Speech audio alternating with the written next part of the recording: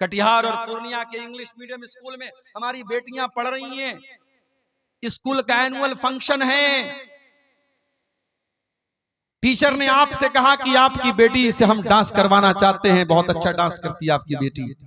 आपने कहा बहुत अच्छी बात है, हमारी बेटी डांस करेगी, हम देखेंगे। स्कूल का एनुअल फंक्शन हो रहा है, आपकी 12-13 साल की जवानी की दहलीज पर कदम रखने वाली लड़की डांस कर रही है और आप वीडियो बना रहे, फख्र से स्टेटस लगा रहे, साहब मेरी बेटी बड़ा अच्छा डांस करती है। ये मुसलमान है जिन्हें देख के शर्माए। और अभी तक तो ये हराम काम स्कूलों में होता था, ये इंग्लिश मीडियम स्कूलों में होता था, अब मदरसों में ये काम भी हो रहा है। हाँ, नाम बदल दिया गया, वहां डांस हो रहा था, यहाँ एक्शन हो रहा है जी। लड़कियां नज़्म पढ़ रही हैं, ऐसे ऐसे झूम रही हैं, गा रही हैं, और उसको क्या, उसका बड़ा अच्छा नाम रख दिया, एक्शन हो रहा है। शर्म आनी चाहिए और चुल्लू और पानी में डूब मरना चाहिए। अपनी कौम की बच्चियों की हम नुमाइश कर रहे हैं पूरी दुनिया के सामने। अपने घर से निकाल के फेंक दो नाच गाने को। जिस नाच गाने की आवाज को आपके नबी नापसंद करते थे, शैतान की आवाज करार दिया आपने। आज बड़े बड़े मुत्तकी, दाढ़ी वाले, सजदा करने वाले, उनके मोबाइलों पर भी इंस्टाग्राम और स्नैपचैट और फेसबुक और अला और बला के जरिए उनके मोबाइल पर भी गाना बज रहा है। चौथी चीज जो घर से निकाल के बाहर फेंकना है, एंटीवायरस डालना है, वायरस निकाल देना है। बेहयाई को अपने घर से निकाल दो, बेपर्दगी को निकाल दो। कहीं ऐसा ना हो कि साल के 359 दिन तो आपके घर में पर्दा होता हो, लेकिन शादी वाले दिन आपने भी अपनी आंखें बंद कर ली। मौलवी साहब आज तो शादी है, आज इजाजत है बेपर्दगी। कुरान की कौन सी आयत है और नबी अकरम की कौन सी हदीस है जो शादी ब्याह के मौके पर आपके घर की औरतों को खूबसूरत कपड़े पहन के, लिपस्टिक लगा के, पाउडर लगा के, क्रीम लगा के, सज करके, संवर करके दुनिया के सामने नुमाइश करने की इजाजत देती है? और मुझे तो हैरत होती है कि आपके सीमांचल के जलसों में भी औरतें आती हैं और बाकायदा तैयार होकर के माएं अपनी बच्चियों को तैयार करके लेके जाती हैं और बगैर किसी पर्दे के खूबसूरत मेकअप से सजा करके, संवार करके उन लड़कियों को जलसों में लेकर के आया जाता है। माफ करना मेरे प्यारे भाइयों, अकबर इलाहाबादी ने बिल्कुल सही कहा था, बेपर्दा नजर आई कल जो चंद बीबियां, अकबर ज़मीं में गैरत कौमी से गड़ गया।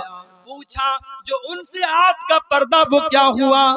कहने लगी कि अक्ल पे मर्दों के पड़ गया। जब औरत का पर्दा उतरता है तो सबसे पहले मर्दों की अकल पे जाके चढ़ जाता है। जी हाँ, वो मर्द दयूस है, वो मर्द बेगैरत है जिसके घर की बेटी, बहू और बहन बेपर्दगी करे, बेहयाई करे और उसको कोई फर्क ना पड़े, उसकी माथे पर कोई शिकन ना आए। अल्लाह के प्यारे नबी सल्लल्लाहु अलैहि वसल्लम फरमाते हैं, 3 लोग ऐसे होंगे जिनकी तरफ कयामत के दिन अल्लाह ताला ना तो देखेगा, ना बात करेगा, ना पाक और साफ करेगा। नंबर 1, अल-आक़ुल वालिदैहि, अपने माँ बाप से रिश्ता तोड़ देने वाला। नंबर 2, अल-मरअतुल मुतरज्जिला, मर्दों की नकल करने वाली औरत। और नंबर 3, अद-दयूस, वो बेगैरत मर्द जिसके घर में बेगैरती हो रही और उसको कोई फर्क ना पड़ रहा। तो बेहयाई को घर से निकाल दो मेरे साथी। और ये भी याद रखो, जब बेटियां जवान हो जाएं तो उनको बता दो कि कौन तेरा महरम है और कौन तेरा गैर महरम। एक दिन यूट्यूब पर एक वीडियो मैंने देखा, आजकल बच्चियों के साथ सेक्सुअल हरासमेंट बहुत हो रहा है। कभी कभी अपने रिश्तेदार, लड़की का चाचा, लड़की का मामू, लड़की का चाचाजाद भाई, ये सब सेक्सुअल हरासमेंट करते हैं, बच्चियों को, छोटी बच्चियों को परेशान करते हैं। तो YouTube पर मैंने एक वीडियो देखा कि छोटे बच्चों को सिखाने की, उसमें सिखाया जा रहा था, ट्रेनिंग दी जा रही थी कि बच्चों को सिखाया जाए बचपन से ही कि गुड टच क्या होता है, बैड टच क्या होता है। अगर कोई भी आदमी अगर लड़की को गलत तरीके से टच कर रहा है तो लड़की समझ जाए कि हाँ ये बैड टच है और लड़की अपने माँ बाप से शिकायत करे। ये एक तालीम आज स्कूलों में भी दी जा रही है और हमारी भारत सरकार भी इसको दे रही है और ठीक है, इस पर हमें कोई एतराज नहीं।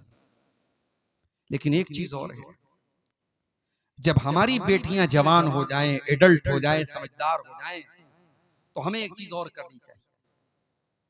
या तो हम उनको दीनी तालीम दे, मदरसे में पढ़ाएं, या आज घर के अंदर ऑनलाइन भी दीनी तालीम दी जा सकती है। किसी भी तरीके से उन बच्चियों को ये बताया जाए कि ऐ मुसलमान लड़की, जब तू जवान हो गई, बालिग हो गई, तो घर से जब तुझको निकलना है तो पर्दे में निकलना है। और घर के अंदर भी जो रिश्तेदार तेरे गैर महरम हैं, जैसे खाला के लड़के, जैसे मामू के लड़के, जैसे चाचा के लड़के, जैसे ताया के लड़के, ये जब तू जवान हो गई और वो लड़के भी जवान हैं, तो वो तेरे लिए गैर महरम है। उनसे दोस्ती रखना, उनसे अकेले में मिलना, उनके सामने बिला वजह आना, ये तमाम चीजें गलत हैं। अपनी जवान बेटियों को ये भी सिखाया जाए। महरम गैर महरम का फर्क भी उनको बताया जाए। भाभी को मायके छोड़ना है, कौन छोड़ने जा रहा है? देवर जा रहा है, शौहर नहीं जा रहा है। शौहर छोड़ने चला जाएगा तो नाक कट जाएगी। कौन छोड़ने जा रहा है? जवान देवर जा रहा है, बाइक पर बैठा है, बहू उससे कंधे से कंधा सटा के बाइक पे जाए। ये कैसी बेगैरती है जो आज हमारे इलाके में। जीजा साली को घुमा रहा है, और कहावत है साली आधी घर वाली। माफ करना मेरे प्यारे साथियों, किसी ने जिसने ये कहावत बनाई है साली आधी घरवाली, उसकी नीयत खराब होगी, उसकी सोच खराब होगी। इस्लाम में साली कोई आधी घरवाली नहीं है। साली आपके लिए गैर महरम है, और साली को अपने जीजा के सामने आने से परहेज करना चाहिए। आप अपने जीजा जी को भाईजान, पता नहीं आपके सीमांचल में क्या बोलते हैं, कटिहार में, पूर्णिया में क्या बोलते हैं, हमारे यहाँ के भाईजान बोलते हैं। जीजा को भाईजान बोलते हैं, बहन के शौहर को भाईजान बोलते हैं। तो भाईजान बोल देने से वो आपके भाई नहीं हो जाते हैं। एक लिमिट होनी चाहिए, एक पर्दा होना चाहिए। नबी अकरम के पास एक सहाबी आते हैं, सवाल करते हैं, अफरअयतल हमवा या रसूल अल्लाह, ऐ अल्लाह के नबी, क्या देवर भी भाभी के पास अकेले में नहीं जा सकता? जीजा साली के पास अकेले में नहीं जा सकता? आज आपके बनारस के करीब में मऊ में जानता हूं, मुबारकपुर में जानता हूं, आजमगढ़ में जानता हूं, आपके सीमांचल के भी बहुत सारे इलाकों में ये चीज मिल जाएगी। शौहर बाहर कमाने गया है, ज्वाइंट फैमिली सिस्टम है, बीवी उसी फैमिली में रहती है, देवरों के साथ, जेठों के साथ, ज्वाइंट फैमिली सिस्टम में। शौहर दूर रह रहा है, परदेश में रह रहा है, और उसकी जवान बीवी उसी घर में रह रही है। देवरों और जेठों के बीच में कोई पर्दा नहीं है। हम क्या कर रहे हैं? हम फितनों को हवा दे रहे हैं। हम अपने घर में बदकारी को दावत दे रहे हैं कि आओ, और घर में बदकारी और ज़िनाकारी को फरोग दे दो। मेरे प्यारे साथियों, नबी ने फरमाया देवर अपनी भाभी के लिए मौत है, जीजा अपनी साली के लिए मौत है। महरम और गैर महरम का फर्क भी हमारे घर में होना चाहिए। अगर ये फर्क नहीं है तो इस बेहयाई को अपने घर से निकाल दो। अब एक आखिरी चीज हम बयान करके फिर कुछ सवालात हमारे सामने आए, उन सवालों का जवाब देके हम बात खत्म करेंगे। घर को अगर आप एक दीनदार घर बनाना चाहते हैं तो एक बहुत जरूरी चीज ये भी है कि आप अपने दस्तरखान पे किसको दावत दें। शराबियों को तो अपने घर में नहीं बुला रहे हैं, जानियों को तो अपने घर में नहीं बुला रहे हैं। अल्लाह के प्यारे नबी फरमाते ला याकुल तामका इल्ला तकी, तुम्हारे दस्तरखान पे मुत्तकी लोगों को खाना खाना चाहिए। दावत दो तो मुत्तकी नेक लोगों को दो, बेनमाजियों को, हराम खोरों को, रिश्वत खोरों को, सूद खोरों को, शराबियों को, जानियों को मत दावत दो। अपने दस्तरखान पे नेक और दीनदार लोगों को दावत, अपने घरों में दीनदार लोगों को एंट्री दो। याद करो हजरत नूह अलैहिस्सलाम की दुआ। हजरत नूह अलैहिस्सलाम ने क्या दुआ की थी? रब्बिग़फिरली वलिवालिदैया वलिमन दखल बैतिया मुमिना वलिल मुमिनीना वल मुमिनात।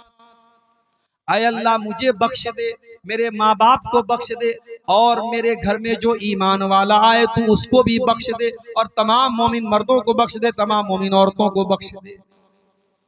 पता ये चला कि अपने घर में नेक और ईमान वाले को, मुत्तकी को हम अपने घर में दावत दें। शरीयत इसकी भी हमको तालीम देती है।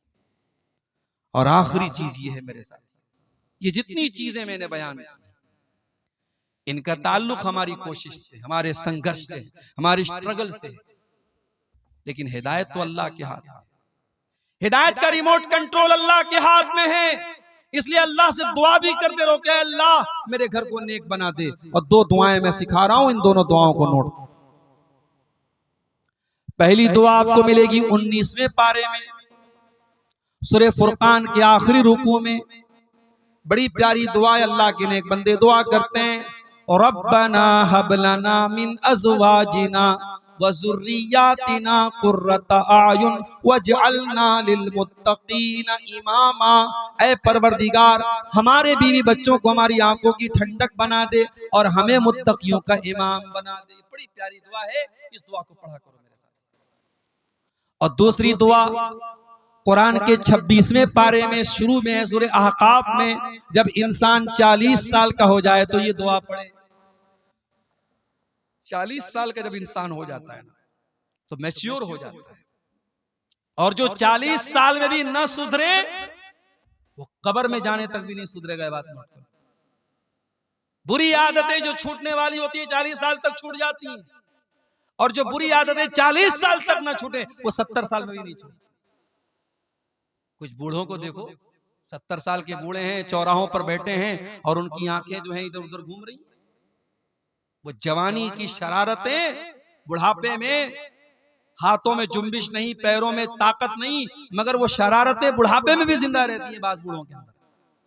तो 40 साल इंसानी जिंदगी का बड़ा अहम पॉइंट है। इसीलिए अल्लाह ने 40 साल का होने के बाद ये दुआ सिखाई, और रब्बी औज़िअनी अन अश्कुरा नेमतकल्लती अनअमता अलैया व अला वालिदैया व अन अअमल सालिहन तरदा व अस्लिह ली फी ज़ुर्रियती। बड़ी प्यारी दुआ है। ऐ अल्लाह, मुझे तौफीक दे कि मैं तेरी नेमतों का शुक्रिया अदा करूं, जो नेमतें तूने मुझको दी और मेरे माँ बाप को दी, और ऐ अल्लाह मुझे तौफीक दे कि मैं ऐसा नेक अमल करूं जिससे तू खुश हो जाए।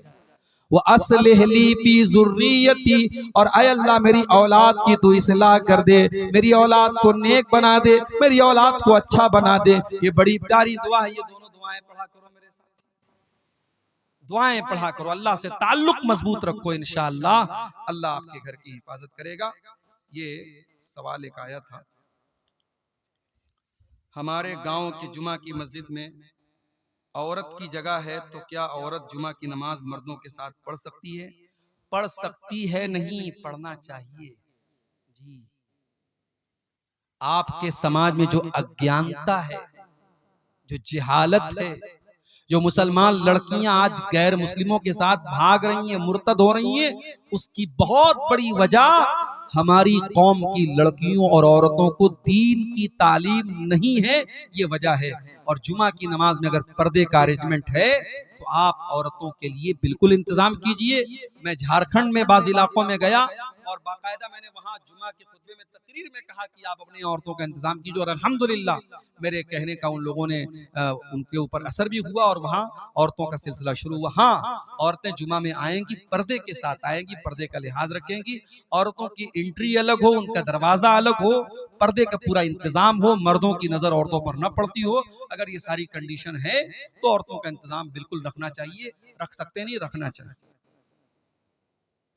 मजहब इस्लाम में बच्चा बंद करना जायज नहीं है, लेकिन ज्यादा बच्चे होने पर हम तालीम नहीं दे पा रहे हैं, इन हालात में हम क्या करें? देखिए, ये बहुत अहम सवाल है आज के दौर में, जिसको हम मुहज्जब अल्फाज में कह सकते हैं, फैमिली प्लानिंग की इस्लाम में क्या है। तो देखिए, फैमिली प्लानिंग की दो शक्लें हैं। एक शक्ल ये है कि दो बच्चे हो गए, शौहर ने नसबंदी करा ली, बीवी ने नसबंदी करा ली, बीवी ने ऑपरेशन करा लिया, हमेशा हमेश के लिए औलाद का सिलसिला बंद कर दिया गया, तो ये चीज जायज नहीं। परमानेंट इस सिलसिले को रोक दिया जाए जब तक कि कोई ऐसी मजबूरी ना हो। कभी कभी ऐसा होता है कि औरत के अंदर कुछ क्रिटिकल बीमारी होती है और डॉक्टरों का इत्तेफाक होता है कि अब अगर ये प्रेग्नेंट हुई तो इसकी जान को खतरा है, और डॉक्टर का कहना होता है कि आप इसका ऑपरेशन करा दे, तो वो एक मजबूरी की सूरत हाल है, उसमें कराया जा सकता है। बाकी फैमिली प्लानिंग के लिए जो वक्ती तरीके अपनाए जाते हैं, आप लोग माशाअल्लाह जानकार हैं, बहुत सारी चीजों पर आपकी नजर है। मैं पब्लिक प्लेस में तमाम लोग सुन रहे हैं, बहुत सारी चीजों का नाम मैं नहीं ले सकता। वक्ती और आरजी और टेम्पररी तौर पर हमल को रोकने के लिए जो चीजें अपनाई जाती हैं, उनको अपनाया जा सकता है बच्चों के बीच में गैपिंग रखने के लिए। लेकिन सुनिए, लेकिन अगर हमल ठहर चुका है, अगर ये डॉक्टर की रिपोर्ट आ गई है, या आज के जमाने में प्रेगा न्यूज वगैरह के जरिए पता लग जाता है कि हाँ बीवी को हमल है, अब उस हमल को होने के बाद अब आपको किसी दवा के जरिए, किसी एबॉर्शन के जरिए उसको खत्म करने की इजाजत नहीं है। उसके पहले, हमल के पहले के जो रास्ते और जो तरीके हैं वक्ती तौर पे रोकने के, आप उनके बारे में मालूमात करके उनको अपना सकते हैं। लेकिन हमल ठहरने के बाद किसी बच्चे को, चाहे वो अभी सिर्फ हमल की शक्ल में है, उसे कत्ल करने की इजाजत इस्लाम में बिल्कुल भी नहीं है। प्यार करके शादी करना कैसा है भाई? कोई दिल जला है जिसकी तरफ से सवाल आया है। प्यार करके शादी करना कैसा है? सवाल को थोड़ा उलट दीजिए, शादी करके प्यार कीजिए, प्यार करके शादी मत कीजिए। ठीक है, प्यार करके शादी करना ये इस्लाम का तरीका नहीं। हाँ, आज का दौर है, आपके खानदान की कोई लड़की है, बहुत खूबसूरत है, आपको पसंद है, आप जो जायज तरीका है अपने माँ बाप को भेजिए कि भाई लड़की दीनदार, सिर्फ खूबसूरती को मेयार ना बनाइए, अगर लड़की दीनदार भी है, खूबसूरत भी है, आप रिश्ते का पैगाम भेज दीजिए, शादी कर लीजिए। लेकिन ये कोई तरीका नहीं हुआ कि आप मोबाइल नंबर हासिल करें, चैटिंग करें, बातें करें, सेटिंग करें और उसके बाद आप शादी करें, तो ये जायज नहीं है, ये इस्लाम में इसकी इजाजत बिल्कुल भी नहीं है। दूसरा सवाल है, नया घर में कुरान खानी करवाना कैसा है?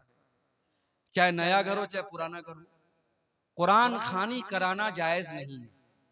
कुरान पढ़ना सही है, किसी को बुला करके लड्डू खिला के कुरान पढ़वाना ये सही नहीं है। और कुरान बहुत सारी जगहों पे क्या होता है, मरने वाले के लिए भी कुरान पढ़ते हैं, वो भी जायज नहीं है। कुरान पढ़ना नॉन ट्रांसफरेबल इबादत है, किसी को ट्रांसफर नहीं कर सकते। अब्दुल गफ्फार साहब कुरान पढ़ के मौलवी साहब को बख्श दें, इसका इस्लाम में सिस्टम नहीं है। हम कुरान पढ़ेंगे, हमको सवाब मिलेगा। इमाम साहब का वजू मुकम्मल नहीं है तो क्या मुक्तदी की नमाज हो जाएगी?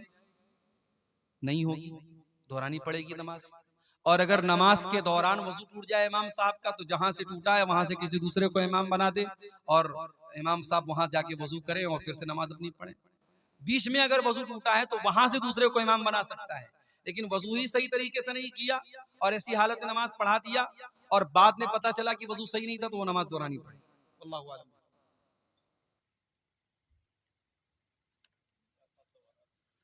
क्या माँ बाप की छोटी हुई नमाज या रोजा बच्चे को कज़ा करना होगा? अगर वसीयत ना कर जाए फिर भी? नमाज की कोई कज़ा नहीं करना है। रोजा अगर छूटा था और सेहत की हालत में छूटा था तो उसकी कज़ा करना है। हाँ, और अगर बीमारी की वजह से छूटा था तो उसकी कज़ा नहीं करना है। उसको आप जो रोजे का फिदिया है, कफारा है, एक मिस्किन को खाना खिलाना है 2 टाइम का, वो आप खिला दीजिए एक रोजा के बदले। क्या वक्फ की हुई जमीन को खरीदा या बेचा जा सकता है? नहीं, वक्फ की जमीन को खरीदा या बेचा नहीं जा सकता है। हाँ हाँ, वक्फ की जमीन को खरीदा या बेचा नहीं जा सकता। हाँ, एक मजबूरी की सूरत में वक्फ की जमीन को बेचा जा सकता है। जैसे मान लीजिए कि वो जमीन रोड पे आ रही है और वहां पे रोड बन रही है, तो उस सूरत में अगर गवर्नमेंट ले रही है, उसका मुआवजा दे रही है, तो उसकी जगह कोई दूसरी जगह हम ले सकते हैं। या वो जगह हालात के हिसाब से ऐसी जगह होगी कि अब वहां नमाज पढ़ना मुनासिब नहीं है, मस्जिद चलाना वहां मुनासिब नहीं है, तो उस जगह को बेच करके दूसरी जगह हम वो मस्जिद बना सकते हैं। ये मजबूरी की सूरत में है। आम उसूल यही है कि वक्फ की जमीन को खरीदा और बेचा नहीं जाए। नहीं सर, क्या ईदगाह की जमीन को बेचकर दूसरी जगह ईदगाह को शिफ्ट कर सकते हैं तौसी के लिए? अब देखिए, मजबूरी की सूरत में तो ऐसा कर सकते हैं, लेकिन सिर्फ तौसी का मसला है, यानी ईदगाह छोटी है, हमको बड़ी ईदगाह लेना है और छोटी वाली ईदगाह को बेच करके हम दूसरी जगह बड़ी जमीन खरीदना चाहते हैं, तो ये मसला थोड़ा सा क्रिटिकल है, टफ है, मुश्किल है। इसके बारे में आप अपने इलाके के उलमा से समझ लीजिए या किसी बड़े इदारे से फतवा ले लीजिए। नगर के करीब एक मस्जिद है मगर जमात के लोगों की तादाद कम है, तो क्या गांव की किसी बड़ी मस्जिद में नमाज़े पंजगाना पढ़ने के लिए जाना कैसा है? जा सकते हैं, कोई हरज की बात नहीं। आज के दौर में नगर और गांव का कोई बहुत फर्क नहीं रह गया है। जहां पर भी जमात हो रही हो आप नमाज पढ़ सकते हैं। शहर के हैं गांव में जाके पढ़ सकते हैं, गांव के हैं शहर में आके पढ़ सकते हैं, कोई हरज की बात नहीं। क्या औरतों के लिए इजाजत नहीं है कि उसे जुमा की नमाज में शिरकत करें? बयान कर चुके हैं। ठीक है, हाँ, पढ़ सकते हैं। दुआ पढ़ के किसी को दम करना जायज है, कोई हरज की बात नहीं है। दुआ सही हो, कुरान की आयतों वगैरह को पढ़ के दम किया जाए तो कोई हरज की बात इंशाअल्लाह नहीं है। नहीं नहीं, वो सब सही नहीं। अगर इलाज के दौरान, क्या लिखा है, पेशेंट